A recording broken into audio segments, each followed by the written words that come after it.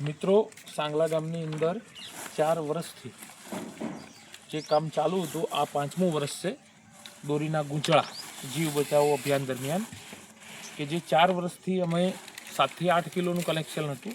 આ વર્ષે આ કલેક્શન વધી, 5મા વર્ષમાં વધી અને આ કલેક્શન 12 થી 15 કિલો વચ્ચે પહોંચ્યું છે.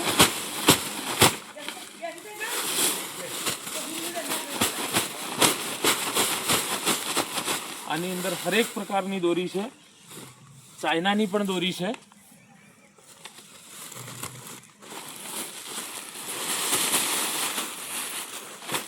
આ ફરે સારું એવું કલેક્શન થયું છે અને હું હરેક ગામના યુવાન મિત્રને કહેવા માગું છું કે ઉત્તરાયણ મનાવો, પણ સાથે સાથે પક્ષીઓના જીવનું પણ વિચારો. ઉત્તરાયણ પૂરી થઈ જાય, બીજા દિવસે જે આડીવળી દોરીઓ વીંટાયેલી પડી હોય છે એ બધી દોરીઓ તમે એકઠી કરો. વધારે નહીં, તમે જે પોતે ઉપયોગ કરો છો એટલી તો તમે વળતી એકઠી કરી અને એને બાળવાનું કામ કરો. વધારે તો નહીં, પણ 12 મહિને હું એવું માનું છું કે હું આ એક કાર્ય કરવાથી એક જનાવરનો તો જીવ બચાવતો છું ને. આ 5 વર્ષ છે મારા, હું ગામની અંદર આ કલેક્શન રેગ્યુલર આ 5 વર્ષથી ચાલુ છે. અને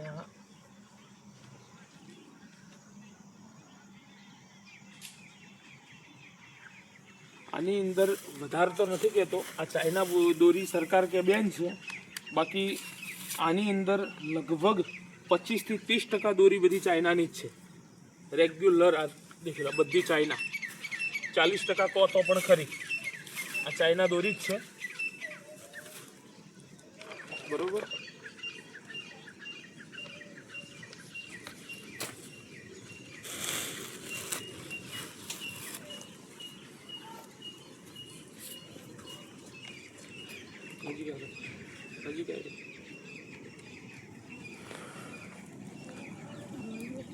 આ મોસ્ટ ઓફ બધી ચાઇના દોરી છે. આ વધારે તો નહીં, એક જનાવરનો તો જીવ બચતો હશે ને 12 મહિને.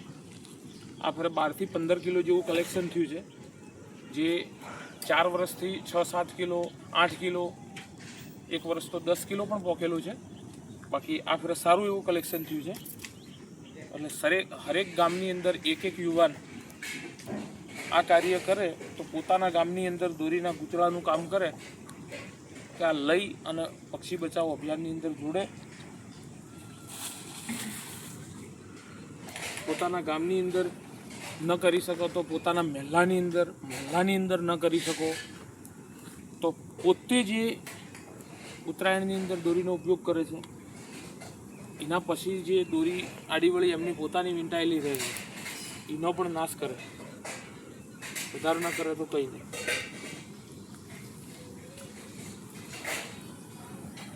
જય શ્રી રામ, જય શ્રી રામ. પૂરું કરી દો.